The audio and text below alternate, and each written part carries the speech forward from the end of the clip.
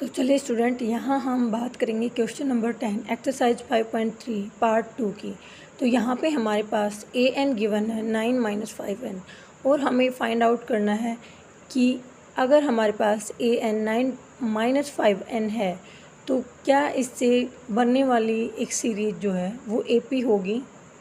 अगर ए पी है तो find out the sum of first 15 terms of that particular A P. So first of all we find out the A1, A2, A3, A4 means first term, second term, third term and fourth term, and after that we find out the common difference between all the terms. If their common difference is equal,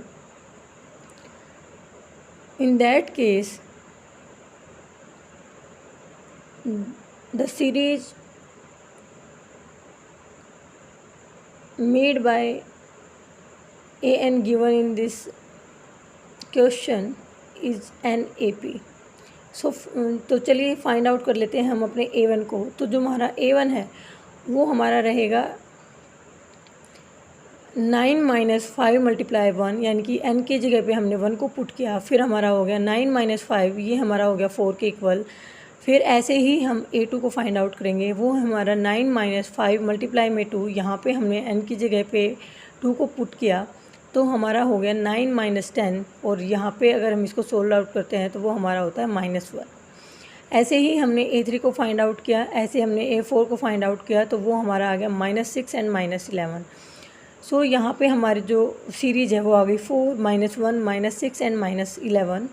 सो अब यहाँ से हम इनका common difference आप find out करेंगे. तो यहाँ पे हमने A2 - A1 किया, यानी कि फ़र्स्ट कॉमन डिफरेंस निकाला तो वो हमारा -5 आ गया. फिर हमने फिर से कॉमन डिफरेंस निकाला A3 - A2 का, तो वो भी हमारा -5 आया. फिर हमने A4 - A3 का निकाला, वो भी हमारा -5 आया. तो यहाँ पे हमने देखा कि जो हमारा कॉमन डिफरेंस है वो सेम है. तो यहाँ पे हम कह सकते हैं कि ये सीक्वेंस जो ना AP के अंदर है. अब यहाँ पे हमारे पास क्या हो गया, A = 4 हो गया, N = 15 हो गया, D हमारा 5 हो गया. तो यहाँ से हम फाइंड आउट करेंगे SN. SN हमें पता है क्या होता है, n/2 × 2A + n - 1 × D होता है.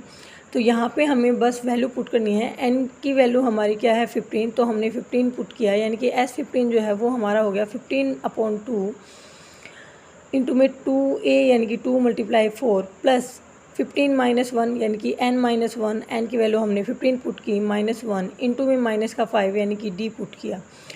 यहाँ पे इसको हम सोल्व करेंगे तो ये हमारे हो जाएगा 15/2 इंटू में 4 × 2 = 8 हो जाएगा.